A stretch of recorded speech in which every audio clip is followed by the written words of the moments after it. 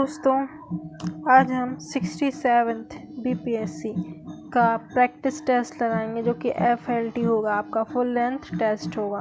ये 67th BPSC के लिए इम्पोर्टेंट है और 67th का जैसे हम जानते हैं कि एग्ज़ाम मई में एक्सपेक्टेड है, तो टाइम भी काफ़ी कम बचा है। तो MCQs आप जितना चाहें लगाइए, because practice is more important. So let's start. देखते हैं हम फर्स्ट क्वेश्चन। सुरेंद्र नाथ बनर्जी द्वारा स्थापित उस संगठन का नाम बताना है जिसका 1886 में इंडियन नेशनल कांग्रेस में विलय कर लिया गया था। तो 1886 में इंडियन नेशनल कांग्रेस में किस चीज़ का विलय किया गया था? तो इंडियन एसोसिएशन का विलय किया गया था। इंडियन एसोसिएशन का विलय इंडियन नेशनल कांग्रेस में 1886 में किया गया। नेक्स्ट देखें, निम्नलिखित में से कौन भारतीय राष्ट्रीय कांग्रेस के प्रथम अध्यक्ष थे? तो सिंपल सा क्वेश्चन है, WC बनर्जी भारतीय राष्ट्रीय कांग्रेस के प्रथम अध्यक्ष थे। नेक्स्ट देखें, सबसे बाद में क्या हुआ? इनमें सबसे बाद में क्या हुआ? तो देखते हैं, बंगाल विभाजन 1905 में हुआ था, ठीक है। स्थायी बंदोबस्त, फिर सहायक संधि, इनमें से सबसे बाद में क्या हुआ ये आपको बताना। तो इसमें सबसे बाद में यही हुआ था, ठीक है। लॉर्ड वेलेस्ली की हड़प नीति, स्थायी बंदोबस्त कॉर्नवालिस के द्वारा, है ना, सहायक संधि की गई थी। सबसे लास्ट में कौन हुआ था? 1905 बंगाल विभाजन। नेक्स्ट देखते हैं, बिहार प्रांतीय किसान सभा, बिहार प्रांतीय किसान सभा का गठन किसने किया था? तो सिंपल सा क्वेश्चन है, बिहार प्रांतीय किसान सभा का जो गठन है वो किसके द्वारा किया गया था? तो राम सुंदर सिंह के द्वारा। एक बार इसका आप चेक कर लीजिएगा। नेक्स्ट देखते हैं, अगस्त 1925 में सेंट्रल लेजिस्लेटिव असेंबली का अध्यक्ष कौन था? 1925 में जो सेंट्रल लेजिस्लेटिव असेंबली बनी थी उसका अध्यक्ष किसको नियुक्त किया गया था? तो ये थे आपके मोतीलाल नेहरू। मोतीलाल नेहरू। किसकी समाधि के कारण नांदेड़ गुरुद्वारा सिखों का पवित्र स्थल माना जाता है? किसकी समाधि के कारण? तो ये नांदेड़ में किसकी समाधि है? गुरु गोविंद सिंह की समाधि है। नेक्स्ट देखें हम क्वेश्चन नंबर 7। टीपू सुल्तान ने ब्रिटिश सेना को 1780 में कहाँ पर हराया था? तो कहाँ पे हराया टीपू सुल्तान ने ब्रिटिश सेना को 1780 में? तो ये हराया गया था पोल्लीलूर में, पोल्लीलूर में। नेक्स्ट, ईस्ट इंडिया कंपनी का राजदूत, ईस्ट इंडिया कंपनी का राजपूत राज्यों से सहायक संधि करने का जो मुख्य उद्देश्य था वह क्या था? वह था अंग्रेजों की प्रभुसत्ता को स्थापित करना। राजपूत राज्यों के साथ सहायक संधि करने का जो मुख्य उद्देश्य था अंग्रेजों की प्रभुसत्ता स्थापित करना। नेक्स्ट है, अंग्रेजों के शासनकाल में भारत के आर्थिक दोहन के सिद्धांत को किसने प्रतिपादित किया? सिंपल सा क्वेश्चन है, तो इसका जो राइट आंसर है इसमें हो जाएगा आपका ई, ठीक है। ई इसका जो है राइट आंसर है। नेक्स्ट देखते हैं, चार्ल्स वुड का आदेश पत्र निम्नलिखित में से किससे संबंधित था? चार्ल्स वुड का जो आदेश पत्र था ये किससे संबंधित था? तो ये था आपका शिक्षा से संबंधित, एजुकेशन से संबंधित, शिक्षा से संबंधित था चार्ल्स वुड का डिस्पैच अर्थात आदेश पत्र। नेक्स्ट, 10 रोजा पत्रिका राष्ट्रीय आंदोलन के दौरान किसने प्रारंभ करी थी? 10 रोजा पत्रिका राष्ट्रीय आंदोलन के दौरान किसने प्रारंभ करी थी?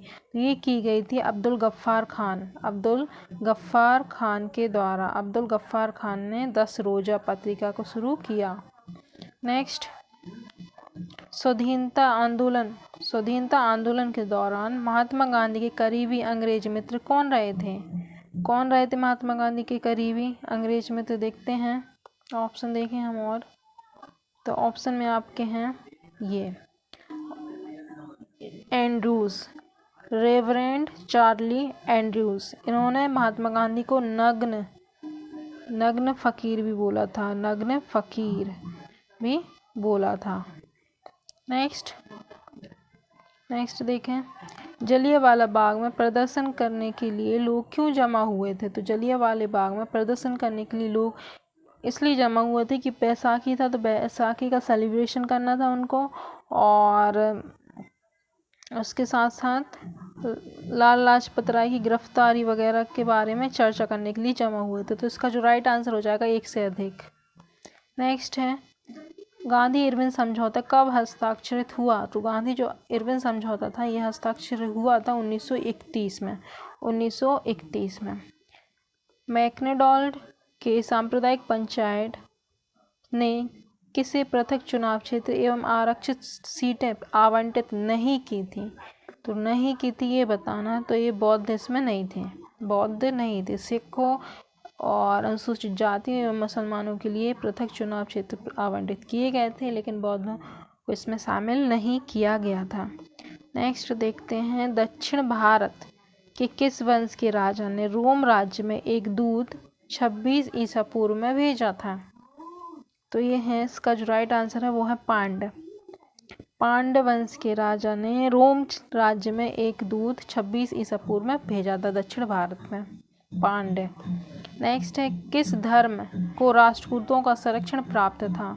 तो ये था जैन धर्म को। जैन धर्म को राष्ट्रकूटों का संरक्षण प्राप्त था। चीनी यात्री हेनसोंग ने किस विश्वविद्यालय में अध्ययन किया था? तो चीनी यात्री हेनसोंग ने नालंदा में अध्ययन किया था। नालंदा आपका बिहार में है।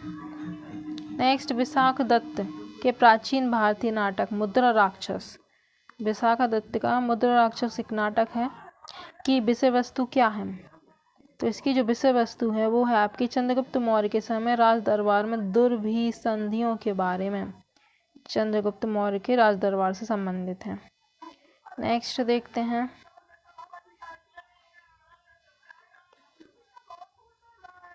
निम्नलिखित में से किस गुप्त राजा का अन्य नाम देवगुप्त था? तो देवगुप्त किसका था? तो इसमें जो राइट आंसर है वो आपका ई, आप इसको सर्च करिए। नेक्स्ट देखते हैं प्राचीन काल के भारत पर आक्रमण के संबंध में निम्नलिखित में से कौन सा सही कालानुक्रम है ये आपको बताना। तो इसका जो राइट आंसर है सबसे पहले यूनान आए थे, फिर शक आए थे, फिर कुषाण आए थे, फिर पल्लव आए थे, इसके बाद पल्लव। यूनान, शक, कुषाण, पल्लव। यूनान, शक, कुषाण, पल्लव। नेक्स्ट वर्तमान नगरपालिका प्रशासन का कौन सा कार्य मौर्य काल से जारी है? तो ऐसा कौन सा कार्य जो मौर्य काल से जारी है? तो वो है जन्म एवं मृत्यु का पंजीकरण। जन्म एवं मृत्यु का पंजीकरण। कुछ शैलकृत बौद्ध गुफाओं को चैत्य कहते हैं जबकि अन्य को विहार कहते हैं। दोनों में क्या अंतर है? तो दोनों में क्या अंतर है ये आपको बताना है। तो चैत्य क्या है? आपकी पूजा स्थल होते, जबकि विहार जो आपके बौद्ध भिक्षु का निवास स्थान होता है। नेक्स्ट है दिल्ली सल्तनत का सर्वाधिक विद्वान शासक जो खगोल शास्त्र, गणित एवं आयुर्विज्ञान सहित अनेक विद्याओं में माहिर था, उसका नाम क्या था? तो ये है आपका मोहम्मद बिन तुगलक। मोहम्मद बिन तुगलक। नेक्स्ट भारत में प्रथम मकबरा जो शुद्ध इस्लामी शैली में निर्मित हुआ था वह किसका था? तो इसका जो राइट आंसर हो जाएगा आपका ये होगा आपका बलबन का मकबरा था जो कि शुद्ध इस्लाम शैली में निर्मित था। 26 देखें सुप्रसिद्ध मध्यकालीन संत शंकरदेव। सुप्रसिद्ध मध्यकालीन संत शंकरदेव किससे संबंधित हैं? तो ये हैं आपके वैष्णव संप्रदाय से। शंकरदेव आपके वैष्णव संप्रदाय से संबंधित हैं। शंकरदेव शैव से नहीं है, वैष्णव से हैं। शंकरदेव विष्णु जी की आराधना करते, तो शंकरदेव किससे संबंधित है? वैष्णव संप्रदाय से। नेक्स्ट है पानीपत की पहली लड़ाई में बाबर बाबर ने किसको हराया था? तो किसको हराया था बाबर ने? देखते हैं ऑप्शन क्या है। पानीपत की पहली लड़ाई में बाबर ने किसको हराया था? तो ये किसको हराया था? तो इसका जो राइट आंसर है वो हो जाएगा ई। इसको आप कमेंट करके बताइए। नेक्स्ट देखते हैं मध्ययुगीन शासकों में से कौन एक उच्च शिक्षित था? तो इसका जो राइट आंसर हो जाएगा वो शेरशाह सूरी था जो कि अच्छा शिक्षित था मध्ययुगीन शासकों में। शेरशाह सूरी किसके समकालीन था? तो ये हुमायूं और अकबर के समकालीन था। ठीक है, हुमायूं से इसका युद्ध भी हुआ था। नेक्स्ट तुजुब ए बाबरी किस भाषा में लिखा गया था? तुजुब ए बाबरी किस भाषा में लिखा गया? तो ये लिखा गया है तुर्की में। तुजुब तुर्की। नेक्स्ट निम्नलिखित में से किस मुगल सम्राट ने शिक्षा संबंधी सुधार किए थे? सिंपल सा क्वेश्चन है, शिक्षा संबंधी सुधार अकबर ने सबसे ज़्यादा सुधार किए थे, जिसमें एक शिक्षा का भी क्षेत्र रहा। कालपोंग जल विद्युत परियोजना स्थित है कहाँ पर? तो यह है आपके अंडमान एवं निकोबार द्वीप समूह में कालपोंग जल विद्युत परियोजना स्थित है। इंपॉर्टेंट क्वेश्चन है। नेक्स्ट, तवा परियोजना कहाँ से संबंधित है? तो तवा परियोजना कहाँ से संबंधित है? तो यह है आपके होशंगाबाद में। नर्मदा नदी की सहायक नदी तवा पर यह बनाई गई है होशंगाबाद में। नेक्स्ट देखते हैं 33, कौन सा एक भारत में नीली क्रांति से संबंधित है? तो नीली क्रांति से संबंधित कौन सा है? तो यह है आपका मत्स्य पालन अर्थात मछली पालन। नेक्स्ट देखते हैं 34, गेहूं एक रबी फसल है। गेहूं कैसी फसल है? रबी फसल है। ठीक है, गेहूं एक रबी फसल है। गेहूं की अच्छी खेती के लिए निम्न में से कौन सी परिस्थिति समुच्चय आवश्यक होती है, ये आपको बताना। तो इसके लिए एक तो मध्यम ताप होना चाहिए और मध्यम वर्षा होनी चाहिए गेहूं रबी फसल के लिए। नेक्स्ट है आकाशगंगा वर्गीकृत की गई है। आकाशगंगा वर्गीकृत की गई है कैसी? सर्पिलाकार गैलेक्सी के रूप में। 36 देखते हैं,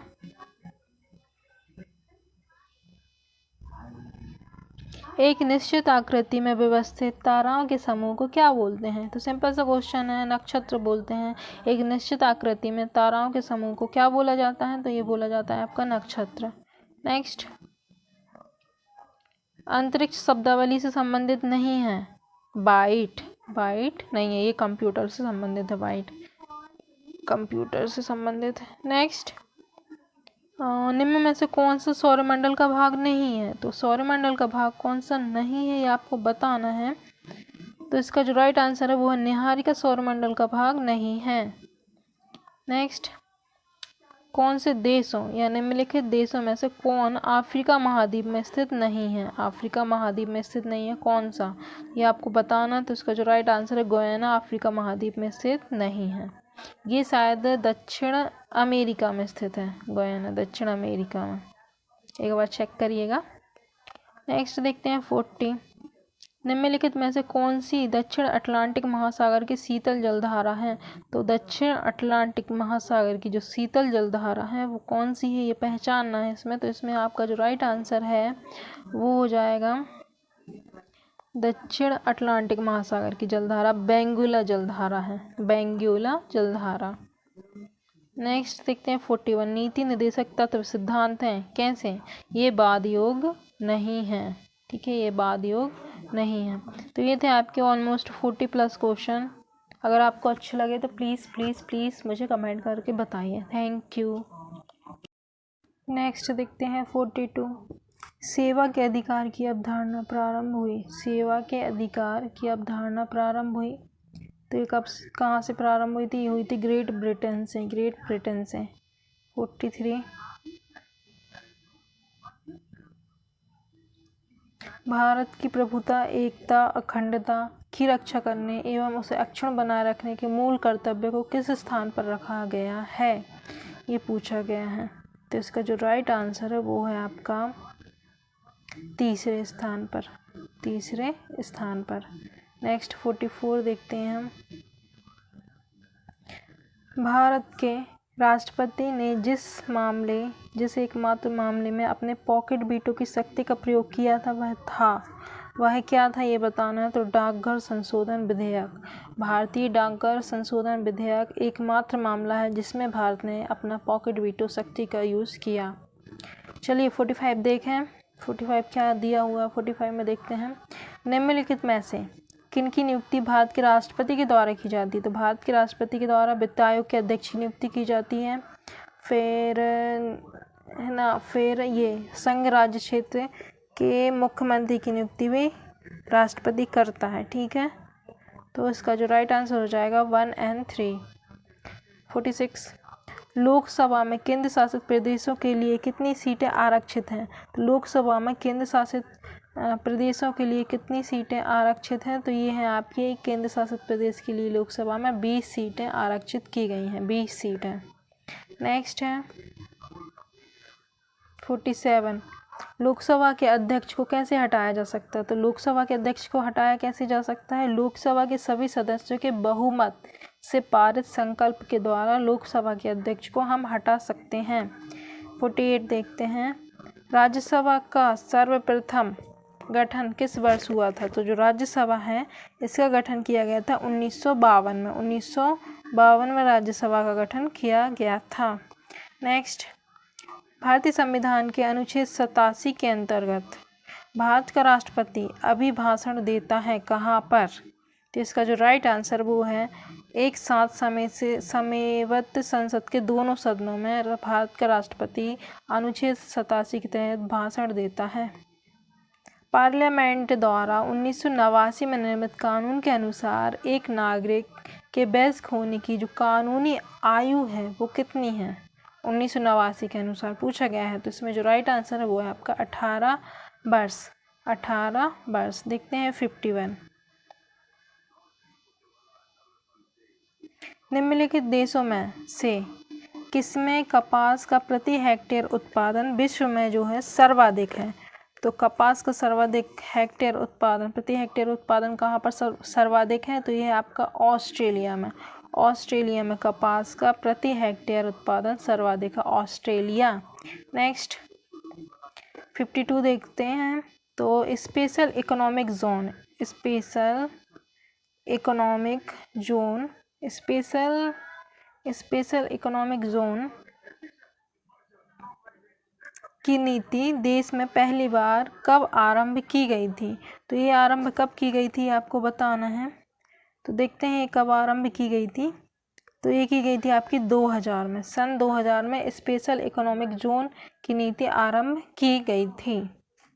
नेक्स्ट क्वेश्चन देखते हैं क्या है। नेक्स्ट क्वेश्चन देखिए, विनिर्माण क्षेत्र में किसे शामिल नहीं किया जाता है, ये पूछा गया है। तो विनिर्माण क्षेत्र में निर्माण उद्योगों को शामिल नहीं किया जाता है, निर्माण उद्योगों को शामिल नहीं किया जाता है। 54 देखते हैं, किसी कंपनी के डिवेंचर धारक उसके क्या होते हैं? तो डिवेंचर धारक क्या होते हैं? ये होते हैं आपके लेनदार क्रेडिटर्स। नेक्स्ट 55 देखते हैं, भारत में कृषि के लिए पुनर्वित्त प्रदान करने का सर्वोच्च बैंक कौन सा होगा? तो ये है आपका नाबार्ड। नाबार्ड जो है कृषि से संबंधित सर्वोच्च बैंक है। 56 देखते हैं। 56 में क्या दिया हुआ है? भारत सरकार द्वारा शेयर का पूंजी विनिवेश के लिए रंगराजन समिति की नियुक्ति कब की गई थी? सिंपल सा क्वेश्चन है कि पूंजी निवेश से संबंधित है रंगराजन समिति, जो कि कब बनाई गई थी? तो ये बनाई गई थी आपके 1993 में। 1993 में रंगराजन समिति का गठन किया गया था। चलिए नेक्स्ट क्वेश्चन देखते हैं, संयुक्त राष्ट्र मानव विकास सूचकांक किसके द्वारा विकसित किया गया है? तो संयुक्त राष्ट्र मानव विकास सूचकांक किसके द्वारा विकसित किया गया है? तो ये किया गया था महबूब उल हुक द्वारा मानव विकास सूचकांक विकसित किया गया। नेक्स्ट, WTO का पूर्ववर्ती नाम क्या था? तो सिंपल सा क्वेश्चन है, गेट। WTO का पूर्ववर्ती नाम था। 59 देखते हैं अब हम नेक्स्ट क्वेश्चन, निम्न देशों में से कौन SCO का सदस्य नहीं है? तो SCO का सदस्य नहीं है, ये आपको बताना है। तो देखिए SCO की स्थापना हुई थी आपकी 2001 में, ठीक है। और इसका जो मुख्यालय है वो है आपका बीजिंग में इसका मुख्यालय है। अब इसमें कौन से देश नहीं है ये आपको बताना है। तो पहले तो देख लेते हैं इसमें कौन कौन से देश हैं। तो इसमें आपका रूस है, ठीक है, चीन भी है, इसमें आपका भारत भी है, पाकिस्तान भी है और उज्बेकिस्तान है कि नहीं है बताइए। तो इसमें कौन से देश नहीं ये आपको बताना है ना। उज्बेकिस्तान भी इसमें है कि नहीं है, उज्बेकिस्तान भी इसमें आपका है। तो इस हिसाब से अगर इसका जो नहीं पूछा है तो इसमें जो आंसर हो जाएगा आपका ई हो जाएगा, क्योंकि सभी उपयुक्त में से कोई नहीं आंसर होगा। फिर निम्न में से किसके द्वारा मानव विकास सूचकांक सर्वप्रथम विकसित किया गया था? तो ये किया गया था UNDP United Nation Development Programme के द्वारा सर्वप्रथम मानव विकास सूचकांक डेवलप किया गया। नेक्स्ट है प्रकाश तंतु जिस सिद्धांत पर काम करता है वह क्या है? तो वह है पूर्ण आंतरिक परिवर्तन पर प्रकाश तंतु काम करता है। फिर नेक्स्ट है, मई 1998 में पोखरण में भारत ने 5 परमाणु परीक्षण किए थे। जो पोखरण है वो कहाँ पर है? तो पोखरण आपका कहाँ पर है ये आपको बताना। तो सिंपल सा क्वेश्चन है, राजस्थान में है पोखरण नामक स्थान। आधुनिक आयुर्वैज्ञानिक विज्ञान में नाभिकीय औषधियाँ नैदानिक एवं उपचार के प्रभावी उपकरणों के रूप में उभर रही हैं।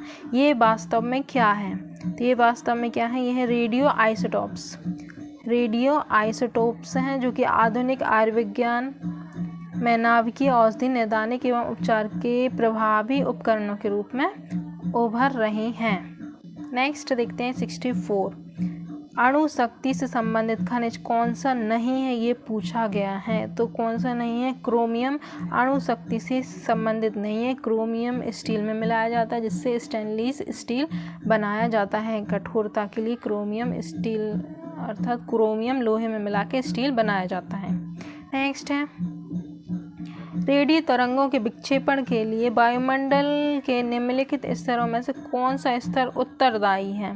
तो ये है आपका आयन मंडल। आयन मंडल में रेडियो तरंगें पाई जाती हैं। समताप मंडल में आपके ओजोन पाई जाती है ना, ओजोन समताप मंडल में पाई जाती हैं। आयन मंडल में रेडियो तरंगें पाई जाती हैं। जितने भी मौसम परिवर्तित संबंधी परिवर्तन होते हैं, मौसम से संबंधित परिवर्तन, वो क्षोभ मंडल में होते हैं। यहाँ पे रेडियो तरंगें पूछी गई हैं तो आपका राइट आंसर हो जाएगा ए। नेक्स्ट है, विश्व स्वास्थ्य संगठन के अनुसार एक नगर के लिए सुरक्षित ध्वनि प्रदूषण स्तर कितना है? तो ये इंपॉर्टेंट क्वेश्चन है। इसका जो राइट आंसर होगा आपका वह होगा आपका ऑलमोस्ट 45 डेसिबल। 45 डेसिबल। फ्यूज़ का सिद्धांत है। फ्यूज़ का सिद्धांत है कैसा? तो यह है आपका विद्युत का ऊष्मीय प्रभाव। विद्युत का ऊष्मीय प्रभाव। नेक्स्ट है, अर्धचालक की चालकता अर्थात 0 डिग्री केल्विन ताप पर होती है। तो ये है आपकी 0। नेक्स्ट देखते हैं 69। निम्नलिखित में से कौन सा तत्व सोलर सेल में उपयोग किया जाता है? तो सोलर सेल में कौन सा तत्व उपयोग किया जाता है? ये किया जाता है आपका सिलिकॉन। सोलर सेल में यूज़ किया जाता है। परमाणु बम का सिद्धांत। परमाणु बम का सिद्धांत किससे संबंधित है? जो परमाणु बम होता है वो विखंडन पे होता है, और जो हाइड्रोजन बम होता है, हाइड्रोजन जो बम होता है वो संलयन पे होता है। नाभिकीय संलयन पे ये होता है संलयन, और नाभिकीय विखंडन पे परमाणु बम का सिद्धांत का काम करता है। नेक्स्ट है, हाइड्रोजन बम विकसित किया गया किसके द्वारा ये बताना है इसमें, ठीक है। अभी देखा था तो ये एडवर्ड टेलर ने विकसित किया था और ये नाभिकीय संलयन के सिद्धांत पे काम करता है। नेक्स्ट है, समृद्ध यूरेनियम होता है। समृद्ध यूरेनियम होता है प्राकृतिक यूरेनियम एवं थोरियम का मिश्रण। प्राकृतिक यूरेनियम एवं थोरियम का मिश्रण। 73 देखें, फसलों में पर्णीय छिड़काव के लिए सबसे उपयुक्त उर्वरक कौन सी है? तो ये है आपकी यूरिया।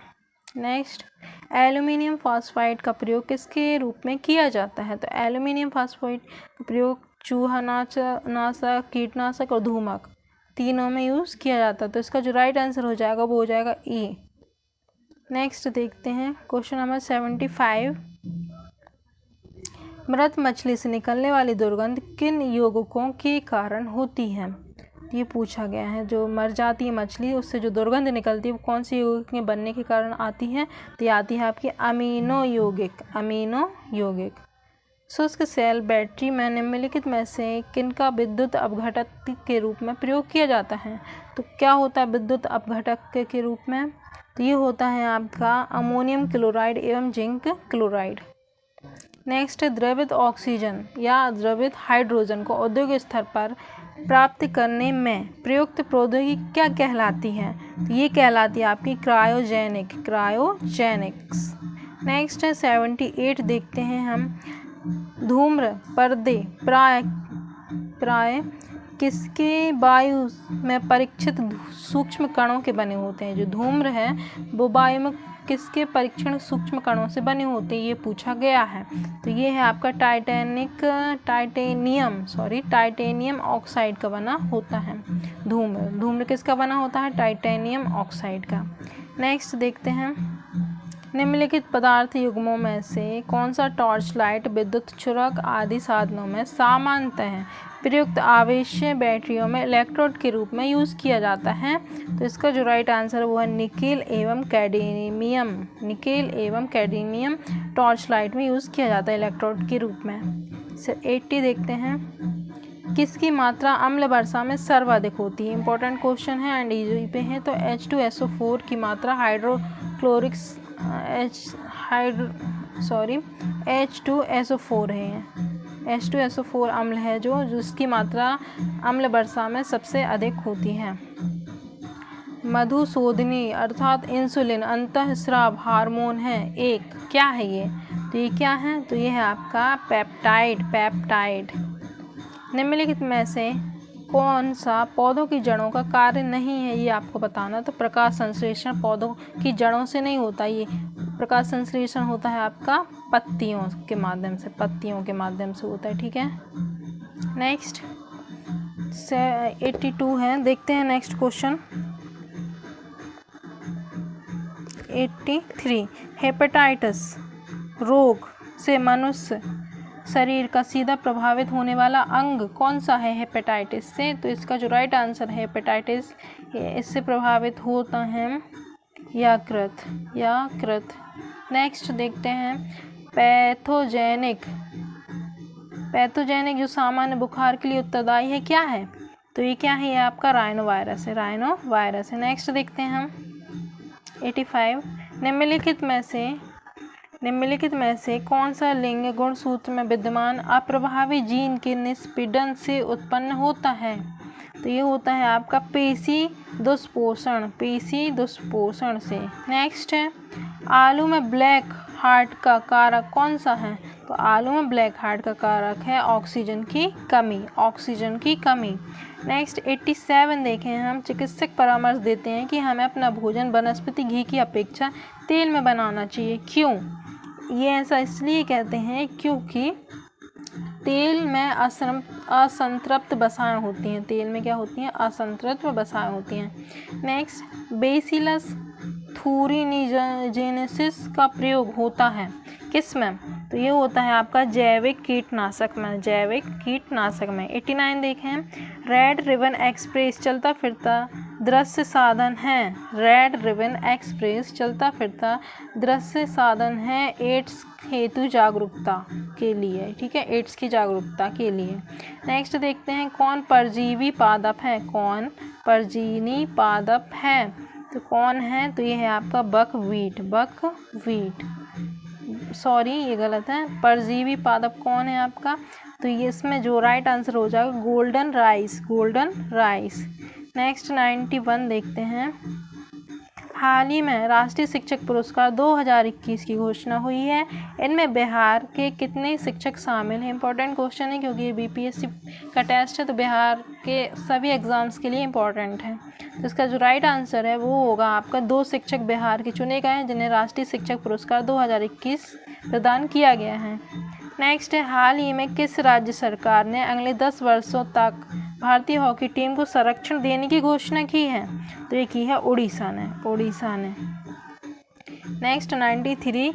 केंद्रीय मंत्रिमंडल ने भूविज्ञान के क्षेत्र में सहयोग के लिए किस देश के साथ समझौता ज्ञापन को मंजूरी दी है? तो इसका जो राइट आंसर है वो है अमेरिका के साथ भूविज्ञान के क्षेत्र में समझौता किया है भारत ने। नेक्स्ट 94 देखते हैं। हाल ही में वियतनाम पीपुल्स नौसेना के साथ हुए द्विपक्षीय समुद्री सैन्य अभ्यास में भारतीय सेना के किस जहाज़ ने हिस्सा लिया है? इसमें रणविजय ने हिस्सा लिया था और कोरा, INS रणविजय और INS कोरा ने हिस्सा लिया था वियतनाम पीपुल्स नौसेना के साथ। तो इसमें जो राइट आंसर हो जाएगा उपयुक्त 1 से अधिक अर्थात E। 95 देखें। हाल ही में किस राज्य में स्थित हीराकुंड जलाशय के कैटल आइलैंड को दर्शनीय स्थल के रूप में चुना गया है? तो ये कहाँ पर है? ये है आपका उड़ीसा में है। हीराकुंड जलाशय उड़ीसा में है ना। और यहाँ पे एक कैटल आइलैंड है जिसे दर्शनीय स्थल के रूप में चुना गया है। 96। हाल ही में किस कंपनी ने ओलंपिक रजत पदक विजेता मीराबाई चानू को अपना ब्रांड एम्बेसडर बनाया है? ब्रांड एम्बेसडर एमबे ने बनाया है मीराबाई चानू को। नेक्स्ट देखते हैं 97। हिंदुस्तान एरोनॉटिक्स लिमिटेड ने किस नाम से नागरिक विमान के लिए सफलतापूर्वक जमीनी परीक्षण किया है? इसका जो राइट आंसर है वो है हिंदुस्तान 228। हिंदुस्तान 228। 98 देखें। निम्नलिखित हाल ही में अंडमान निकोबार द्वीप समूह में से किस शैवाल प्रजाति की खोज हुई है? तो अंडमान निकोबार में एक शैवाल प्रजाति की खोज हुई है, वो कौन सी है? तो वो है आपके अम्ब्रेला हेड। Umbrella head. 99 देखते हैं। हाल ही में होकेंडे हिचिलेमा ने किस देश के राष्ट्रपति का चुनाव जीता है? तो ये जीता गया है जाम्बिया के हैं। ये होकेंडे हिचिलेमा जाम्बिया के हैं। 100th क्वेश्चन देखते हैं। निम्नलिखित में से किसने हाल ही में पैरालंपिक्स के इतिहास में भारत को शूटिंग में पहला गोल्ड मेडल दिलाया? तो पहला गोल्ड मेडल शूटिंग में किसने दिलाया, जो कि पैरा ओलंपिक में इतिहास में फर्स्ट टाइम। ठीक है, तो ये दिलाया है अवनी लेखरा। तो इससे सिंपल सा क्वेश्चन आ सकता है कि अवनी लेखरा किससे संबंधित हैं? तो ये शूटिंग से संबंधित है। पैरा ओलंपिक्स में इन्हें पहला गोल्ड दिलाया है। तो ये थे आपके 100 क्वेश्चन।